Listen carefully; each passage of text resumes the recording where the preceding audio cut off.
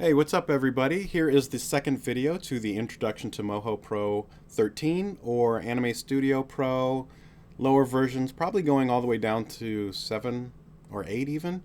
Might have some features missing. Even if you're using debut MOHO or debut Anime Studio, I cover all of the tools, so it should be helpful to you as well. So before I get started, I just wanted to address something really quick. One of my YouTube subscribers pointed out all of these crazy tools at the bottom and thought they might be a little distracting. And I just want you guys to know these are add-ons and scripted plugins and stuff like that. They're not used for necessarily to make the animations. You don't need them to create any animations in the program. So just disregard this section right here. Don't worry about it. I'll cover it in a different video. But for now, we're just going to cover the fill tools and the layer tools. Maybe the cameras. This shouldn't be a very long video. But in order to use the fill tools, we'll need some shapes. So just refer back to the first video if you need to see how to make shapes and all that other stuff. I'll try and refer back to it whenever possible so you guys know where to go. So we're going to start with create shape. And I'm just going to do a shape with green fill and a red stroke, and I have autofill and stroke turned on. I'll go ahead and draw a shape. So we have a shape here. Let's draw. I'm just going to draw a couple more so we have some stuff on the screen. So the very first fill shape we did use in the first video, and that's just to select shape. And you can see when I have it and I select any shape, they kind of turn not transparent but just checkered. That just lets you know that it's being selected, and once it's selected, you can change the fill and the stroke color. So as in the last video, if you have something selected, you go over to the swatches. You can left click and drag and change the colors that way, and you can also go up to the fill swatch, click on that, and in the color picker you can change the color, the hue, saturation, and value all through here. You can change the transparency or the opacity by clicking and dragging on this bar, and you can see it's see-through. And you can do the same with the stroke. So if you want to change the stroke in the swatch palette, hold shift down and you'll notice that the colors change. Or you can come up to the swatch up here and do the same thing we did for the fill. So I can change the color and the stroke opacity. So very simple to do. Select anything and then you can change the color. Very handy tool. And you can also use the paint bucket. Let's do create shape. Create shape we covered also in the first video a little bit. That's when you create a shape without a fill or stroke initially. So if I create a circle, or let's create a square, I'm going to hit A and add some points. And these points are welded, meaning they're connecting automatically. Check the first video if you need reference for that. So those are connected. So I can do a create shape.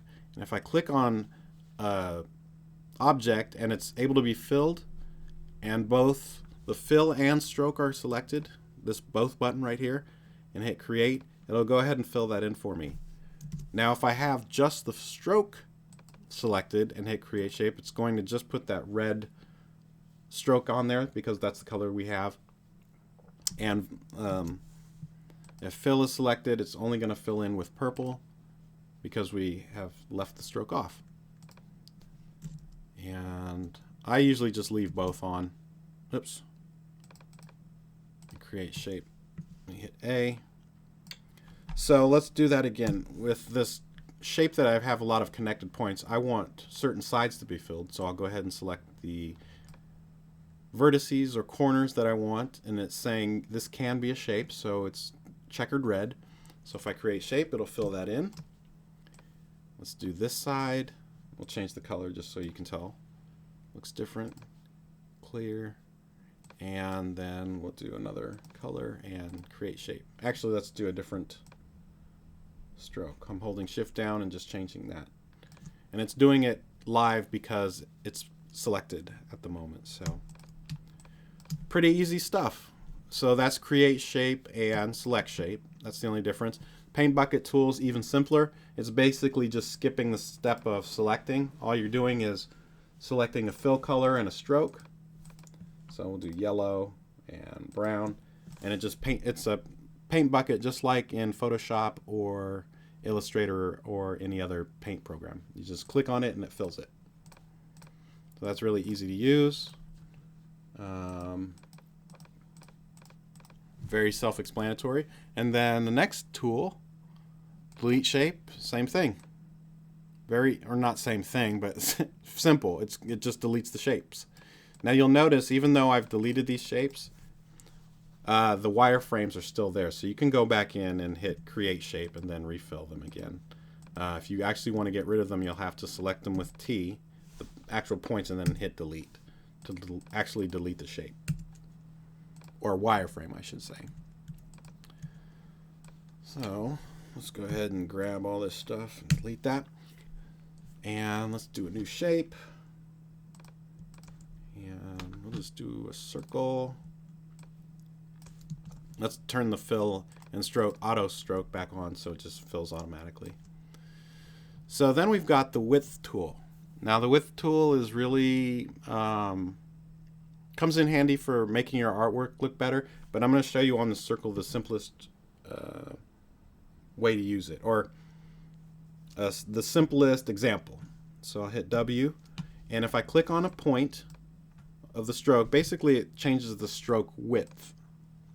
So all the strokes, I mean every point is selected right now, but let me just do T and select one and hit W. So I'll left click and drag to the right, and that just makes it thicker.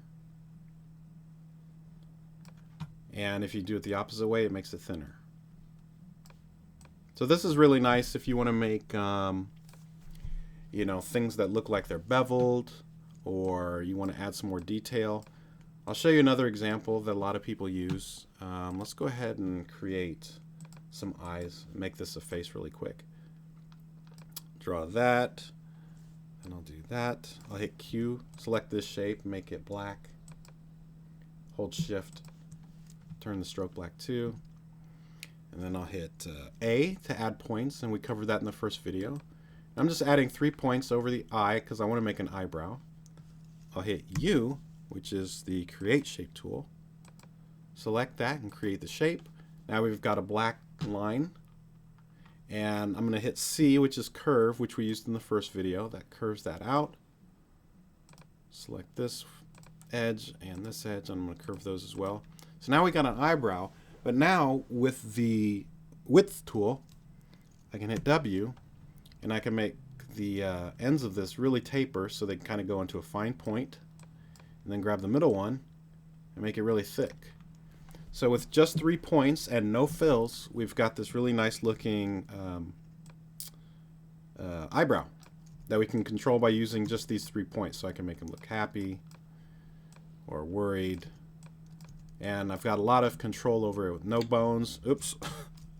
I have auto weld on. That's a good thing to know. Actually, I'm glad that happened. So auto weld is something I covered a little bit in the first video. What that means is anytime a point gets next to a line, it's going to try and snap to it or weld to it. Join, basically. So if I get too close to this eyeball, it's connecting it, and now it's seeing it as a different shape. So to avoid that when you're making artwork, just uncheck auto weld. So now if I hover over a line or another point, oops, it's not going to connect. And that's really helpful because I know I got really frustrated when I was drawing and I had auto weld turned on and I'd accidentally do that, or just it becomes really frustrating. So I'm glad that happened actually. So that's the width tool. Again, you can change parts of the eye, and it just makes it look more stylized. So it's really helpful to use. I'm sure you guys can find other uses for it, but that's just the basics of it. I can hit G for select points, drag and drop over this eye, hit Command C, Command V, copy and paste. It's a common shortcut in all programs, really. And I can flip it like that, and there you go. I don't know why I did that. I just kind of wanted you to see that you can do a copy and paste. A lot of creating objects for animation, I try to use as many shortcuts as possible. So copy and paste is a huge one, and then flipping horizontally or vertically. But yeah, let's not ramble, shall we? Let's get rid of. Oh wait, this is the hide edge tool. I did use this in the first video as well. This is not a delete edge. It does not destroy the actual shape. I think the example I used was an ear. We'll do that. I'll go ahead and draw a shape. And this is another good trick or tip, I should say. So you draw a shape and you're like, man, I want this color to match exactly the face or whatever object that I'm trying to work with. So I'll hit select shape, and then I'm going to use the eyedropper, and that's what this is for as well, is I can eyedrop, left click and hold, go over the face and then let go, and it turns it into that exact color, which is extremely useful. So you don't have to guess what color that is. I'll do the same with the stroke. I'll grab the eyedropper, drag it over here, select the stroke, and we've got the same stroke and fill color as the head. So that's really nice. And then hide edge tool, this is what I was going to show you. We'll hide the edge. It doesn't break it apart, so it keeps that fill in there. The stroke is actually still there, it's just kind of hidden. If I were to use the delete edge tool, it would break it apart and then the fill would just disappear. And we don't want that. We want this to be filled still, so the edge is still there, it's hidden. If I click on it again with that tool, it reappears. So it's just kind of hiding stuff for us. Then I'll use W. I'll change the width, so I'll taper the ear here, and then I'll make it thicker here, and then hit T and move the points around. I'll hit A, I'll add another point, and then reveal that edge. And we got this ear going on here, really horrible, weird looking ear, but you can see by using W that it's really easy to stylize your outlines like that. So that's the hide edge tool. Now the stroke exposure, this is something that I've used in a tutorial for showing how to make handwriting look like it's being drawn, animated on screen. Basically all that is, let's use this real quick. I'm going to select a shape. So I'll hit T and I'll select the ear. And stroke exposure is selected. I'm going to left click and drag to the left. And you can see that it's hiding it slowly. I'm clicking and dragging. And then if I do it the opposite way, it exposes it.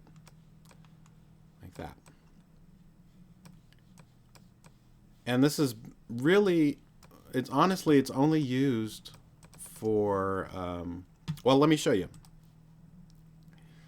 I'll go ahead and I'm going to go to frame 0. I'm going to select everything. I'll do Command A. I'm just going to hide all the strokes. So I'm just going to left click and drag to the left. And all of our strokes are hidden. I'll go into the timeline. Let's go to frame 60 and then I'll drag them out. Now you can animate these at different times. I'm just doing them all at once just so you can see. It's really actually pretty cool. So if you draw a really detailed character and you want to show it being drawn as an animation, you can do that. So between frame 0 and frame 60, I'll just hit play. And it just draws those strokes in. And again, like I said, you can do these at different times. I'm just doing it all at once so you can see what it is. Let's see. So something that I have used this for in the past is to create handwriting. So let's say I'm going to do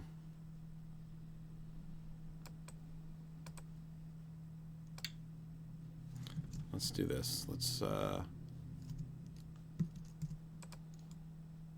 take off the fill, and it's going to add the stroke already. We'll make the stroke black. I'm just going to write out something here. Dang it. Why is it filling still? I want auto.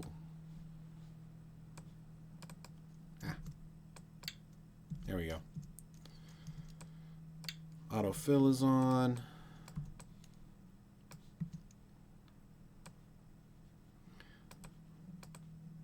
Let's see if I have POP. Dang it.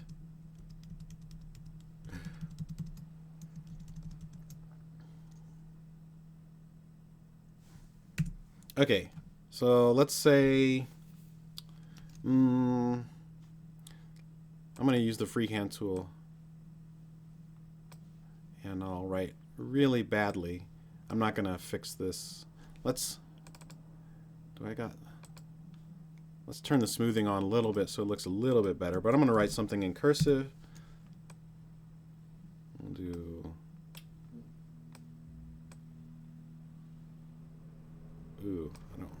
that's not looking good. How do I, let's uncheck auto weld.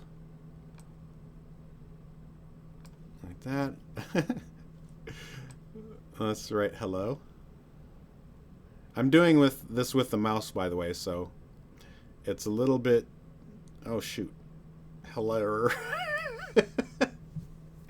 Wait, I'm deleting that. Let's do it again. H. I don't know if that's even how you do a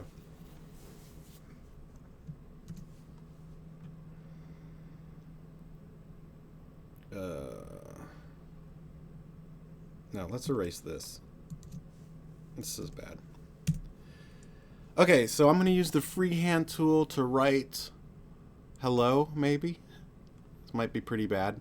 So I'm just going to draw a stroke. I turn the auto weld off so they don't snap together.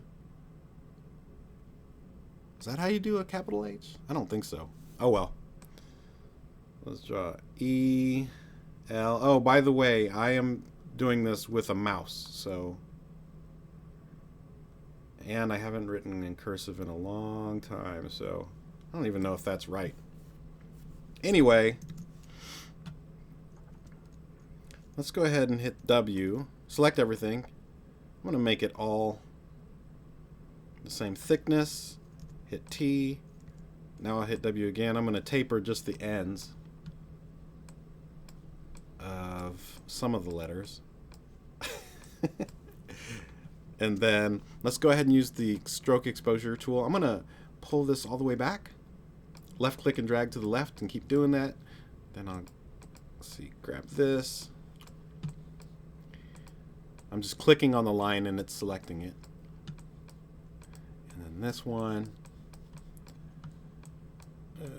Okay. So we'll go, let's go, I don't know, 12 frames in. And we'll, with that first part of the H selected, I'll go ahead and left click, drag to the right, draw that. And then we'll go back just a little bit. No, we'll start right there at 12. Then we'll select this stroke. We'll start it. There. I just did that so it makes a keyframe. You can't see it because it's covered by the first one. We'll go to 24. Drag that out. Then we'll select this. Move it a little bit. Drag that out. The timing is going to be horrible, but you'll get the idea. So on 36, we'll drag that, and then we'll go to, I don't know, 72, and then just drag that out. And let's see what that looks like. So you can see with stroke exposure, you can look. It makes it look like you're drawing in real time, ish. I know it was a horrible example, but you know, do what you got to do. And I have a video that explains it much better and in detail, and it shows you how to even add a pencil or an object to make it look like you're actually writing. So check that out. And so let's go ahead and get back to tools. I know I'm kind of all over the place, but I don't want to put any cuts in the video because I like leaving mistakes in. So that's the stroke exposure tool. The curve profile I covered a little bit in the other video as well, I think. So basically you need to have a shape, any shape, and then you hit A and you draw a curve profile or a line. And this is a line that's not actually a shape or connected to anything. It's just going to be the, what do you call it? Well, profile. I mean, I'll show you. I'm going to draw, let's turn Auto Weld back on to make sure these points are all connected. So I'm just going to draw something like this. And then I'm going to hit T and select this shape, and you can see it's selected. Then I'm going to use the curve profile, and with it still selected, I'm going to select the profile. With the shape selected, I'm going to select the profile line. And you can see what that does is adds the kind of shape that you've drawn with your curve profile to the primary shape. So if I hit T and move any of the points on here, it actually changes the curve profile on the first shape or the primary shape. So this is really good for making, you know, suns or gears. And actually, let's make a gear. I'm going to delete some of these points. And I'm going to turn the grid on, Command G, so I can snap the points so they're really straight and rigid. And then Command G to turn that off. So you can see I made this nice looking gear. And also with the curve profile selected, let me hit T and select this again. Select curve profile. You'll notice the repeat count icon up here, not icon, window, has 16. That just means that it's going to repeat this curve profile 16 times around this one shape. So if I change it, I can left click, and I'm using my mouse wheel to change the amount of profiles. So now there's 6. You can see that there's 6 of this gear looking shape. And again, if I hit T and move it around, I can still do all kinds of cool stuff in real time. And you can animate this, by the way, if you want. So you can make some really cool psychedelic stuff with this curve profile. I often use it for stuff like bushes. So I'm going to hit A, and I'm just going to draw some jagged lines. I'm going to hit C, G to grab these points, and then C to curve them out so they get rounded like this. Then I'll hit T, grab this circle. I'm going to hit Q and select the shape, actually, and turn it green. Hold Shift down, change the outline to dark green. Then I'll use the curve profile, select it, and you can see it makes these little, it looks more like a flower now, but let's go ahead and select the shape, change the repeat count to something higher like 14, and now I can actually change the shape of this circle. Oops. Make sure I got the curve profile selected. Hit T, and I can actually change the shape of this. Hit A, add more points. You can see it kind of gets a little wonky when it overlaps. But I have a video on this too, and I use it to make tank treads and all kinds of stuff. And it's got a lot more detail on it, but you can basically see how drawing lines to affect other shapes, basically, is all it is. And that's it. And then let's do our last tool in the fill menu. That's the problem I have with not cutting my videos. I mumble a lot and stutter on my words, but whatever. It's all good. Alright, let's draw a star.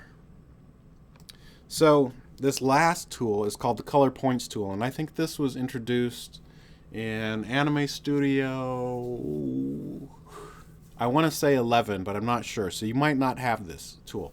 But I'm going to show you what it is. So there's different ways to color. Actually, this is good because I'll show you how to color gradients as well. if I hit T and select a specific point, then I use this tool, the color points tool. When I click that, you can come up to this fill swatch, not this one, but the one above, and I'll go ahead and select a different color, and you'll notice that it colors that point and blends into the rest of the fill. So let me do that again. I'll select this point. Now I'll select a different color. So you can get some really detailed, beautiful colors and pieces of artwork by using this tool. It's really amazing. Color points tool. And if you're wanting to add more complexity to your shapes, you can hit A, add points, and not fill anything. Don't take the auto stroke off and just add some more points. All I'm doing is adding points right now. But you'll notice I have a color point here. So if I select that, oh no, it does have to be filled. I thought I could add one directly in here. I lied. Let me see how to do that. I think I'd have to fill the entire color again. Let me try something here. I'm gonna delete that.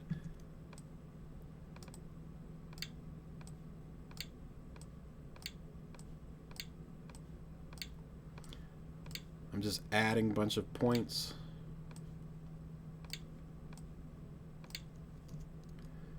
Let's do, oops. So I'm clicking the star and it's going to fill in the outline. Create shape. Oh, it remembered what I did last time. That's weird. Well, we can create another shape. Let's do this and create shape. Let's get rid of the stroke, and then I think I can add a color point here. You have to mess with it. It's really, you can kind of see what's going on here. But I don't know if you guys noticed what I did, but I created another shape on top of the star. So holding shift down, or using the create shape tool, holding shift down and selecting 3 points, it's trying to make a shape right here where the checkered is. We'll just make it green, create shape. And now because we have color points selected, oh boy, what a mess. But you guys kind of get the gist of what it does. I'm gonna have to make a tutorial all by itself on color points because it's now that I'm doing this, it's all over the place. So let's draw another shape. So we've got color points. I think that's it for the fills. If I miss anything, just tell me down below. I can make another add-on to this video. But I think I covered most of them. Okay, that's going to be it for this video. I just realized how long this was again. And we'll get into the layer tools and the camera tools next, and possibly the workspace. Those should go faster. Again, sorry for rambling, but you know, I am trying to cover everything for new users. And if you have any questions or comments, leave them down below. If you have any suggestions on what you'd like to learn with this program, let me know down below as well. And I will see you guys in the next video. Thanks for watching.